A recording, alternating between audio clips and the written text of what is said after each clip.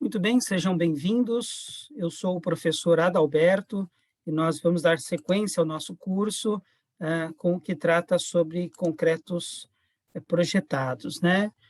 Antes que nós, de fato, venhamos a falar da parte 2 de concreto projetados, nós queremos lembrar do papel institucional do Celeiro da Construção. O Celeiro da Construção é uma instituição que ela visa a formação de profissionais de base. Nós estamos falando dos colaboradores como pedreiros, carpinteiros, ajudantes, dentro do segmento da construção civil.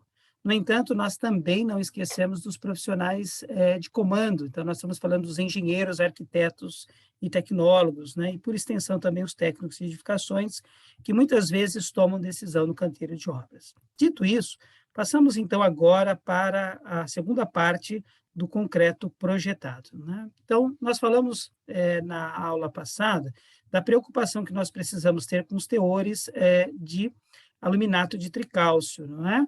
Ou seja, eles devem ficar com a quantidade inferior a 3%. E aí foi recomendado o CP2E e o CP2Z, né? Cimento pozolânico. Principalmente, ainda voltando nesse tema, agora olhando para o agregado. E com a água que você pode ter ali na utilização, tanto vertendo do próprio solo como da água utilizada. Nós queremos ter aí baixos teores de sulfatos, né? Então, a rocha que você vai utilizar deve ter baixo teor de sulfato. Existem agregados que possuem teores de sulfato que podem justamente reagir com a pasta de cimento. Isso vai causar eflorescência. Isso é muito comum, né? Quando você tem essa tríade, né? Eu tenho aluminato, eu tenho sulfato e eu tenho umidade. E nós conseguimos observar isso quando você entra dentro de um túnel, né? Paredes esbranquiçadas, né? Na base ali, próximo da estrada. Você pode observar isso, é muito comum em construções subterrâneas, ok? E que dizer da resistência do agregado, né? Esse fator ele não deve ser desconsiderado, né? Então, isso também é importante, né? Uma vez que é um concreto diferenciado e nós, de fato, fazemos o teste de compressão, né? É tirado uma amostra, né?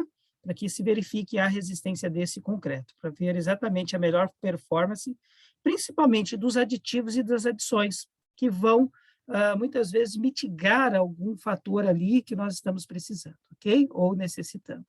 E dizer do agregado miúdo. Então, nós olhamos muito para o agregado graúdo, lembrando que, normalmente, nós utilizamos a brita 1 em virtude do mangote, né? Porque eu quero uma celeridade, eu quero uma produtividade, eu não quero que meu equipamento engasgue, não é? Vamos dizer assim. E, ao mesmo tempo, eu não quero que haja tanta reflexão. Daqui a pouco nós vamos estar falando sobre isso. Voltando agora para o agregado miúdo, a prática tem mostrado que um módulo de finura entre 2,4 e 3,5 tem tido um excelente desempenho na projeção do concreto. Então, em outras palavras, nós queremos usar areia grossa, nós queremos usar areia grossa, não é? Agora, que dizer da sua formação geológica, né? Ela também tem a sua importância, né? Como parte desse complemento é utilizado ali o pedrisco, né? Pedrisco que vai de 4,8 a 9,5 ou pó de brita. Então, ao irmos agora, começarmos a pegar o 4,8 a 9,6, nós estamos falando de agregado graúdo. Note bem, nós estamos falando de agregado graúdo agora, né? Mas há uma tendência muito grande de, muitas vezes, nós utilizarmos mais o agregado brita zero, concomitante com areia, né? Do que, efetivamente, muito areia nesse material. Isso vai depender ali da necessidade que você deseja. Na verdade, o que a gente está fazendo, né, seria um grout. Essa é a verdade, é um grout projetado. Tanto é que a primeira empresa lá que vimos na aula passada, ela patenteou essa técnica, justamente se nós aprofundarmos, como sendo um grout, ok? Mas, na verdade, a gente chama isso de concreto, mas é um concreto usando agregados finos, né? Finos, quando eu digo, referindo-se ao agregado graúdo. E aí, então, nós já passamos a usar essa dimensão. Quer dizer, por exemplo, dos aditivos, né? Há dezenas aí de aditivos que vai aumentar a performance do nosso concreto projetado. E nós queremos lembrar, por exemplo, do acelerador de pega, que ele permite um ganho rápido de resistência e endurecimento. Mais tarde, nós vamos verificar que o acelerador de pega é importante quando eu tenho uma série de camadas. Eu preciso, então, fazer uma impressão que me exige camadas para que eu atinja a resistência. Isso acontece muito, por exemplo, em túneis, também em alguns taludes, dependendo do grau de inclinação. Esse é um detalhe. Há outros momentos que eu preciso de um impermeabilizante, ou até mesmo um material conjugado a isso, acelerador de pega e impermeabilizante. Então, isso vai depender da nossa aplicação, ok? Por exemplo, laço de piscina e galeria, eu preciso disso. Ou há momentos, quando eu estou fazendo ali o trabalho, não é? Eu me deparo com um veio de água, né? Então, mesmo que eu faça a drenagem ali, eu vou precisar de um impermeabilizante, né? Por quê? Porque senão a água ela vai produzir um carreamento da pasta de cimento e eu vou ter ali um ponto falho, ok? Esse é um detalhe. Então, por isso que nós precisamos de impermeabilizante. E aí nós temos os superplastificantes, que ele vai diminuir esse fator de água cimento.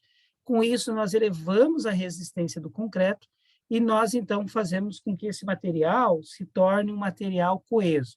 Mas é um detalhe importante que precisa ser dito aqui.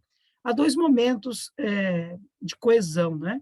Existe a coesão que está no caminhão betoneira, que ele é bombeado até o bico, e aí a coesão que nós temos na hora que há a projeção, ok?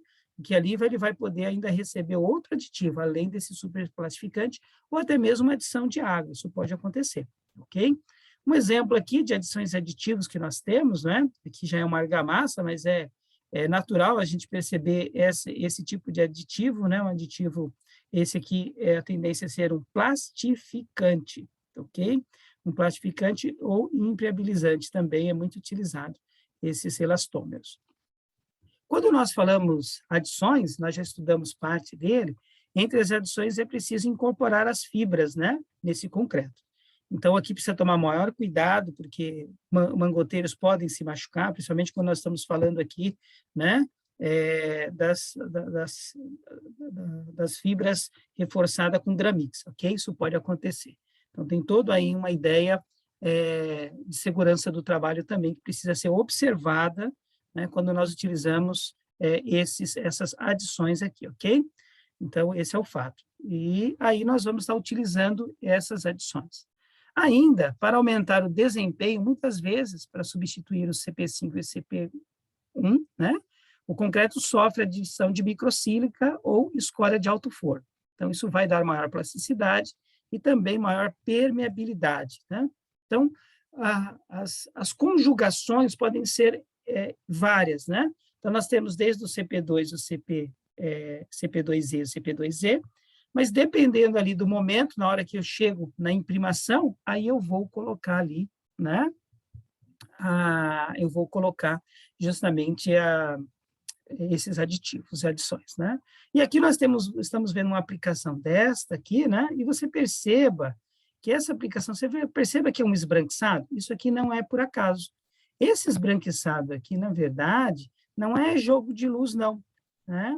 Até em alguns pontos, de fato, mas na sua grande maioria, você também tem ali os aditivos que eles são evidenciados, tá bem? Então, existe, assim, a questão de sombreamento, mas você percebe em alguns momentos ali, quando ele está no estado fresco, ok? Você percebe ali nessa projeção esses aditivos. Então, foi por isso que foi colocada essa imagem aqui. Aqui nós vemos uma prática executiva, é feita pela empresa Ingestab, ela fica lá em São Paulo, no bairro da Lapa, não é? E ela atua muito ali em São Paulo e na Grande São Paulo. E essa região me fez lembrar a Zona Sul de São Paulo. Não sei se mas ela me fez lembrar a Zona Sul, onde você tem ali a represa da Guarapiranga, né?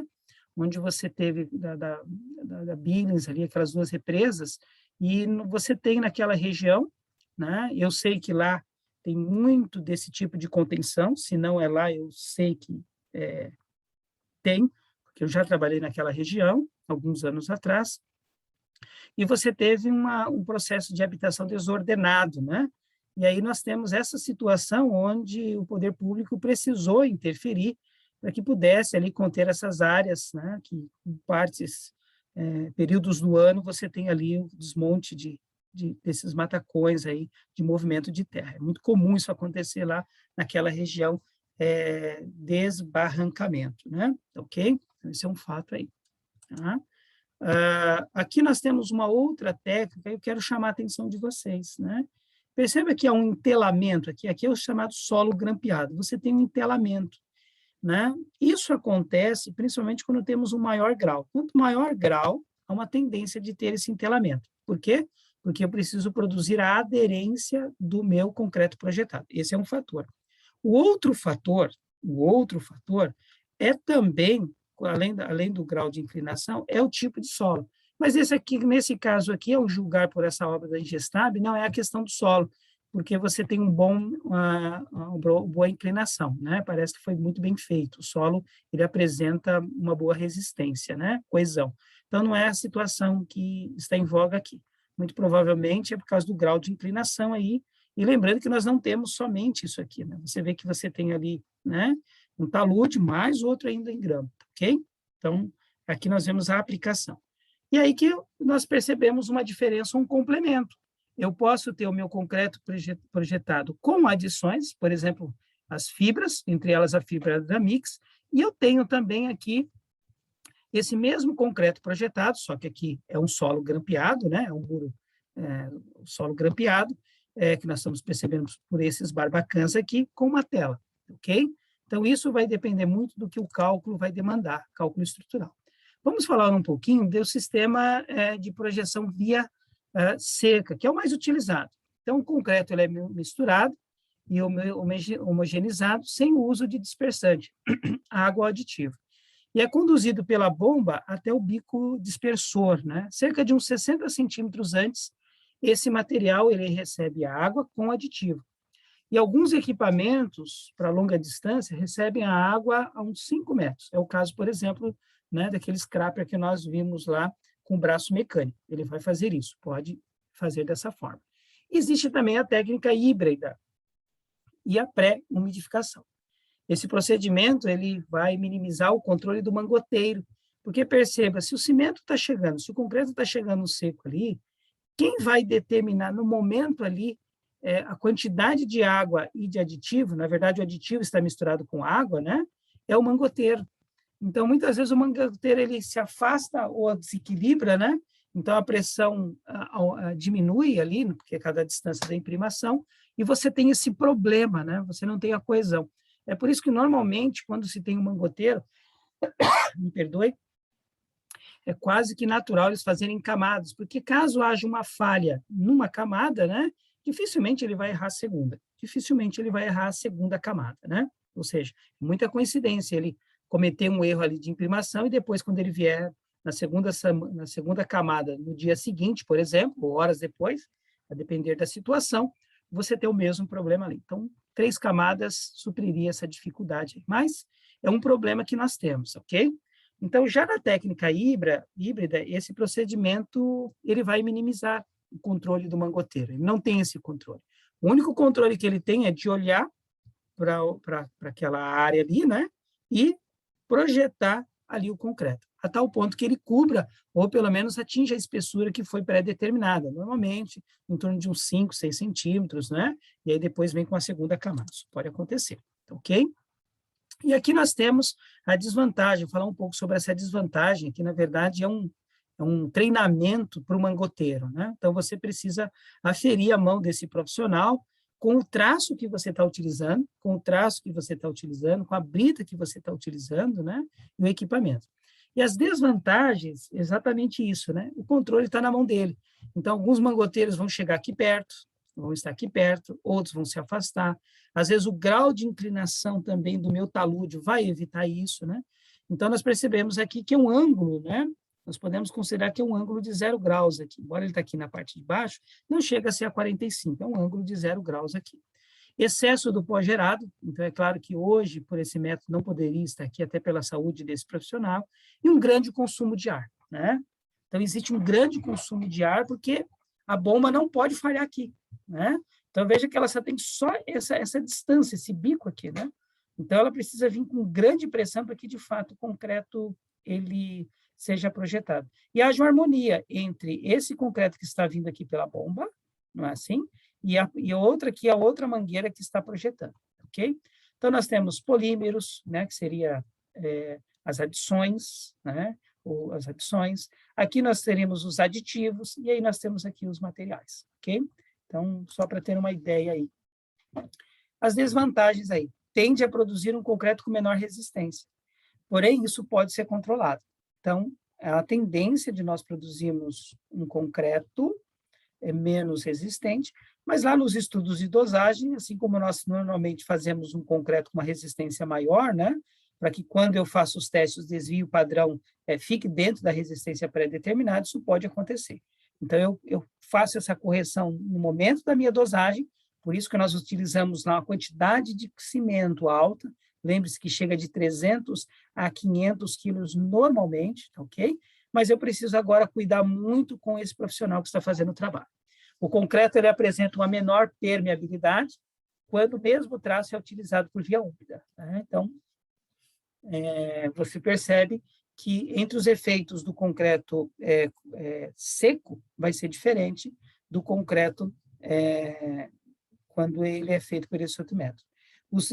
Os equipamentos tendem a ser maiores e em alguns lugares isso pode criar dificuldade, ok? Bom, falando agora um pouco da via híbrida, né? Alguns também chamam mesmo assim de via seca. Por que nós falamos aqui de via híbrida? Né? Aqui é a via híbrida. Por que esse aqui é a via híbrida? Né? Porque esse caminhão aqui, betoneira, ele já trouxe esse concreto com um pouco de umidade, percebeu? Então, ele tem alguma quantidade de água, nem que seja mínima, mas ele tem o suficiente para ele virar aqui no balão do caminhão betoneira, está bem? E aí é colocado o aditivo. Então, normalmente coloca ali uma quantidade de água de 0,3 ou 0,4 e traz até aqui, depois aqui nós temos a adição. Isso pode ser feito. Então, é chamado de via híbrida, né? Ou, nesse caso aqui, de fato, seria, né, a via seca que nós vimos, tá bom? Ou seja, está totalmente seco e ele vai receber. Daqui a pouco nós vamos falar um pouco mais sobre isso em outros métodos. Sistema de projeção via úmida, né? Já é uma outra técnica agora. Trata-se de um concreto normal, porém os aditivos tendem a ser adicionados pouco antes da projeção do concreto. Então, na verdade, só um detalhe aqui que precisa ser dito. Os aditivos são adicionados lá dentro do caminhão betoneiro. Isso pode acontecer, ok? Aí, nesse momento, eu já tenho todo o sistema já do concreto, quando ele chega aqui direto, né? Então, até o bico, ele é tudo mais robusto, né? Tudo mais, mais resistente, porque eu preciso transportar isso aí com maior carga, tá ok? O motivo é para que esse concreto possa ter um maior tempo de aplicação. Caso o acelerador de pega fosse inferido no momento da dosagem do concreto, né? Ao chegar no local de aplicação, esse concreto protendido, seu efeito seria minimizado. Então, há também essa possibilidade de colocar só aqui o aditivo no momento da projeção. Ou se coloca lá e faz o que nós estamos vendo aqui. Ó. Perceba que nas outras imagens, você tinha 1 ou 2 trabalhadores. Aqui não. Aqui você tem um trabalhador projetando, né? E você tem já ali 2 trabalhadores sarrafeando e um de auxílio. Então, dado ao fato de você ter colocado os aditivos antes, na via úmida, então basta você remodelar a sua equipe para que o serviço seja muito mais rápido, ok? Então, eu desmobilizo aquele trabalhador que estava lá atrás, na via seca, e trago eles para a ponta para que eles possam imediatamente trabalhar. Isso pode acontecer, ok? O fato é que os 2 sistemas trazem uma celeridade de segurança, né, construtiva. Quais são as vantagens desse sistema, da via úmida, né? Melhor garantia de hidratação, né? Porque esse concreto ele foi melhor homogeneizado. Ele não teve só aqueles 5 centímetros para misturar aqui, ok? Então, o meu aditivo ele é melhor homogeneizado. Menor desgaste do equipamento, né? Visto que ele é transportado por via úmida, né? Então, ele flui melhor, o seu fluxo é melhor, diferente do que acontece na via seca. Também é o menor consumo de ar comprimido, que é caro isso, né? E, às vezes, esse menor consumo, ele se traduz até mesmo em equipamentos menos robustos. Eles são grandes em si, mas a bomba ela é menor. Né? A bomba é menor, existe isso também. Porque, na verdade, o fluxo, o concreto, ele está no estado fluido, então é mais fácil do que você ter uma alta pressão, por exemplo, para mobilizar um agregado, né, que está no estado seco. É mais difícil, tá ok? E menor perda de reflexão. Isso é muito importante, tá ok? Menor perda de reflexão, né? podemos dizer que o custo indireto de um concreto projetado muito depende dessa perda de reflexão, ok? Existe a técnica aqui desse trabalhador? Sim, que normalmente ele deve estar em torno de 1 metro, 1,5 metro, não mais do que isso, né? 1 metro, 1,5 metro. Então, esse bico aqui ele deve estar de 1 metro, no máximo 1,5 metro, não mais do que isso, né? Ok? Você tenha um melhor consumo. O que que é? Nós acabamos de falar aqui, né? Só lembrando, retomando aqui, olha, nós falamos a menor perda de reflexão, né? Então, a questão é o que que é esse índice de reflexão? Existe, de fato, mesmo um cálculo que se faz, né? De índice de reflexão. Isso vai depender de qual será a sua aplicação, né? Então, nós vamos... Isso vai ser dado em cada fator, ali, em cada obra. Por exemplo, existem muros que você tem uma maior inclinação, né? Então, você vai ter aí um índice de reflexão diferenciado. O que que é esse índice? Ele é uma razão entre o traço dimensionado e o que de fato permanece ou é impregnado na estrutura. Você perde muito, né? Entre os fatores que influenciam esse índice está o posicionamento do mangoteiro. Então, o mangoteiro a 0 graus, a 45 graus e a 90 graus. Pensa, por exemplo, num túnel, ele projetando isso para cima. É claro que a quantidade de concreto que é projetado, se ele projeta, vamos dizer assim, 10 litros, apenas 6 litros ficam, de fato, impregnados, 4 litros caem. E esse material que cai não é reutilizado. Eu vou repetir essa frase. Esse material que cai, ele não é reutilizado, não se deve reutilizá-lo, entendeu? Então, isso significa que a gente precisa levar em consideração qual é o grau da minha aplicação. Porque quando eu estiver no grau 90, eu vou ter uma maior perda desse material, ok? A brita utilizados, nós estamos batendo constantemente. A adição utilizadas, né? Que adição nós vamos utilizar? Né? Então, por exemplo, é interessante eu ter uma sílica, porque, na verdade, ela vai me dar coesão. Bem, mas eu sei que a coesão também pode ser dado pelas fibras, né? A fibra Dramix, por exemplo, é uma delas. Eu sei que a coesão pode ser dada, por exemplo, pela fibra de polietileno, né? Mas, às vezes, eu tenho uma camada tão fina, né? Que não vale a pena. Se eu tiver uma camada fina, não vale a pena. Essas adições, elas são muito usadas quando eu tenho camadas grossas, são panos, né? Aí é interessante porque ele vai fazer ancoragem. Mas uma coisa é fazer ancoragem de um pano com o outro. Aí é excelente você estar utilizando as fibras. Já entre o solo e a primeira camada, é preciso levar em conta, né, os aditivos ali, ok? A pressão imprimada e o traço com um pouco agregado minuto. Então, tudo isso vai fazer com que eu tenha aqui uma diferenciação. E aqui eu tenho uns modelos, não é? Exatamente como é que é considerado 0 graus, 45 graus e 90 graus. E observando aqui esses ângulos de projeção, percebam que eu vou tendo conforme eu vou aumentando esse grau, ó, eu perco 18%, 30% e até 42%. Então, veja bem, a cada 10, vamos pegar 10 litros de concreto, né? Se eu estivesse projetando verticalmente a 90 graus, né? Eu perderia 4 litros, só sobraria 6 litros de concreto, né? 6 decímetros cúbicos aí, para ter uma ideia. Então, vai se depender deste grau, né? Outro detalhe, também o traço. E aí nós precisamos se adequar, não somente o traço, mas o equipamento que vai projetar isso, ok? E aí, nesse traço, tem todas as expertises do próprio agregado, que nós precisamos verificar, tá bom? Bom, e aí nós temos agora uma patologia que nós precisamos falar desse concreto projetado, que muitas vezes leva ao colapso de alguns muros, está bem? Então, isso é importante nós conhecermos. Trata-se do fenômeno que ocorre nos solos. Então, o problema está no solo. São chamados os solos colapsíveis ou de pouca coesão. Normalmente em escalhas de rio, solos com muita umidade, e, por último, né, solos que precisam receber a projeção a 90 graus, como túneis em galeria. Agora, é claro que existem outras técnicas aqui que nós vamos estar trabalhando com isso, né? Aquela imagem que eu mostrei primeiramente para vocês com aquela tela metálica é justamente para evitar o desplacamento, ok? Uma outra técnica é você fazer um colchão de imprimição. Como assim? Eu simplesmente venho nesse solo e dou uma projeção de leve, simplesmente para o agregado cair ali com o concreto e formar a primeira ponte. ali de 1,5 cm, 2 centímetros, só para pintar. É literalmente fazer uma pintura em cima do solo. Não coloco armação, não coloco nada. Depois disso que eu vou colocar armação. É uma outra técnica também para evitar o desplacamento. Isso é muito comum em período de chuva, há uma infiltração do solo grampeado, tá? Ou nessa projeção do solo, como aquela que nós vimos lá em São Paulo, daquela empresa, há uma infiltração. E aí o que acontece? Essa infiltração, ela corrói todinho o solo, né? Ela leva com enxurrada, e aí, de repente, abre um buraco, né? Um súbito buraco no seu muro ali, né? Do seu solo, né? Então, isso é o desplacamento. Solta a placa, porque, na verdade, foi lavado. Então, nós precisamos tomar cuidado em fazer a obturação.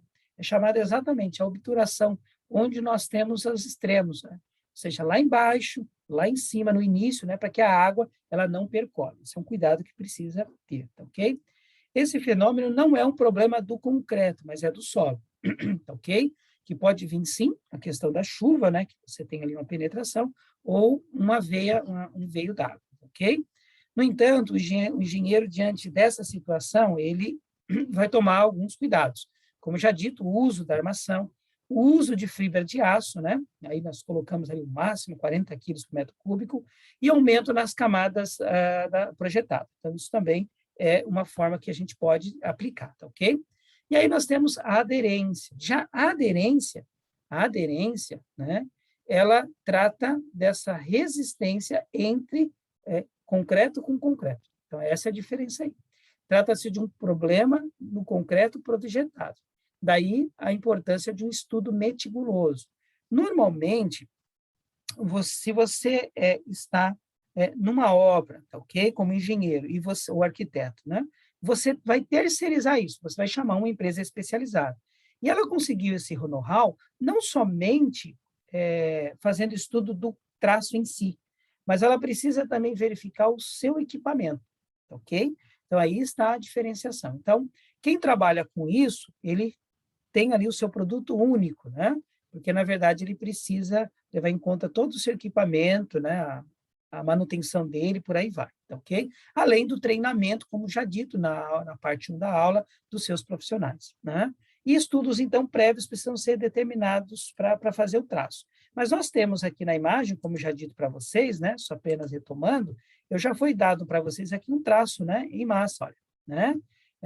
1 para 1,64 para 1,36, somando ali 1,3, 1,4,33 e 1,5, né? Então, esses são os traços que nós temos aqui. Observe que nós não temos a resistência, né? Nós não temos a resistência aqui, o que não significa que não seja exigível, né? Exigido, né? Vai ser preciso, sim. E a norma vai estipular, inclusive, a resistência para esse concreto. Tá? A norma prescreve que a resistência mínima deve ser 19 MPa. Nós queremos lembrar, quando a gente for retomar lá o concreto leve, né? Você se lembra que também ele fica mais ou menos dentro dessa ordem, né? Então, é considerado aí concreto, lembra que nós temos as classes de concreto, né? Acima de 15 MPa, né? Então, outros estabelecem acima de 20 MPa, ou seja, hoje nós utilizamos aí essa exigência que é 19. Mas a maioria das empresas vão produzir concretos com 25 e 30 MPa. Essa é a resistência, né? Que eles vão trabalhar, ok? Isso vai depender aí das camadas, como já dito. O concreto protendido, normalmente ele vai cobrir em torno de 5 a 7 camadas. 5 a 7 camadas. Desculpe, eu falei errado. De 5 a 7 centímetros, né? Então, veja bem, eu tenho ali uma brita, que é a brita de 19, tá bem?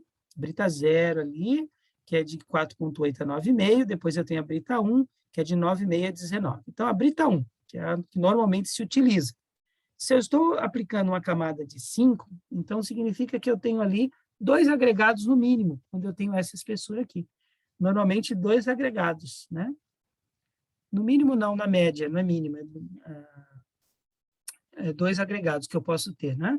E aqui é 7 centímetros, com um agregado de 19, normalmente até 3 agregados próximos dos outros, né?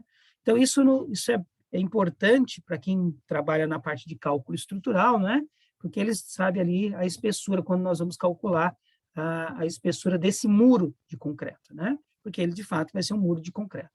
E aí nós temos os fluxos de camadas. Como ele foi aplicado com alta pressão, como ele foi aplicado com aditivos, com a quantidade de água provavelmente muito reduzida, tá ok? E 5 aditivos, normalmente se aplica uma camada de 6 a 12 horas.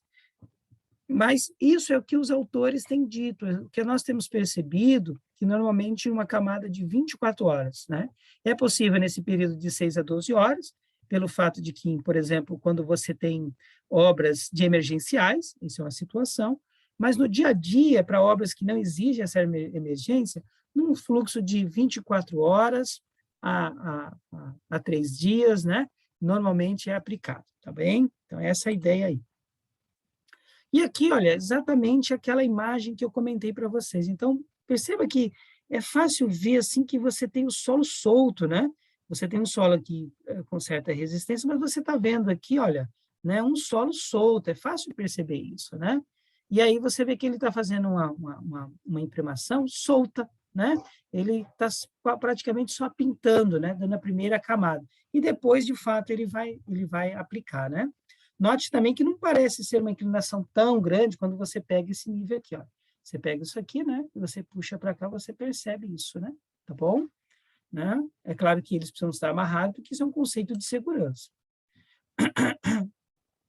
E aqui nós temos uma outra imagem que mostra exatamente isso, olha. Nós já estamos fazendo aqui a terceira camada, ó, uma camada, aí eu tive a segunda camada e eu vou ter a minha terceira camada. Então, nós estamos tendo 3 camadas nesse concreto aqui, ok? E aqui nós também temos o concreto projetado, né, com a tela. E aí o cuidado que ele está tendo justamente para que não haja nenhuma infiltração. Então, lembra que eu falei que nós temos aquele problema de desplacamento? Então, é muito importante eu vir exatamente aqui nesse ponto e fazer uma excelente obturação, ok? Porque uma vez que a água ela percorre por esse caminho, não é? Aí eu perco a efetividade desse muro. Né? E aí uma imagem que é um pouco já distante nossa, mas você perceba que você, embora foi feito isso aqui praticamente um escalhamento mecanizado, né? Mas você percebe que existe uma simetria nisso, né? E aí, nesse caso aqui, é por via úmida, né? Pode ser por via úmida também, tá? Via seca ou via úmida. O equipamento, a mistura é colocada aqui, né? Com uma quantidade de água, e aí o equipamento com alta pressão, altíssima pressão, vai fazer a imprimação aqui, ok? Com o seu braço mecânico. Pode ser por via úmida, pode ser por via seca, ok? Então, essa é a ideia desse concreto aí utilizado por empresas especializadas, no caso de galerias, né, e de túneis. Bom, nós falamos um pouco sobre a questão da prática, né? Falamos um pouco da prática, falamos dos materiais, mas vamos agora, na verdade, falar um detalhe importante. Esse slide ele é muito enriquecedor. Ele traz para vocês, que estão fazendo esse curso de extensão, né, uma informação muito importante. É da empresa Solotrate, né? Ela fez já há mais de 2 décadas, praticamente, esse concreto projetado, e percebam aqui que a resistência foi 43 MPa. Nós temos, olha, justamente isso, um CP2, e note a quantidade de cimento que nós estamos utilizando por metro cúbico, 525. Normalmente nós estamos falando que é em torno de 300 a 500, neste caso aqui foi 525. O módulo de finura, né, o módulo de finura utilizado. Perceba também que a dimensão máxima do agregado é menor, né? Então, nós estamos trabalhando aí com brita zero, isso é fácil verificar aqui, ó, 4,8, né? Então, é bem fininho mesmo, né? E aí, a umidade da areia foi considerada e nós temos aqui as quantidades dos materiais, né? Nós temos os aditivos, né? Nós temos aditivos, não foi aplicado adição, mas é um traço referencial que nos ajuda, tem uma ideia, né, do consumo desse material, desse traço na aplicação, ok? Então, nós temos ali a areia, nós temos a pedra, né, e o aditivo aplicado e a quantidade de água. Então, quando nós fizemos esse cálculo rapidamente aqui, olha, 210 dividido por 525, você vai ter um fator água-cimento inferior a 0,5. Então, nós estamos falando aí, na verdade, de um fator água-cimento 0,4. Tá? Se você dividir 210 por 525, você vai ter um fator 0,4.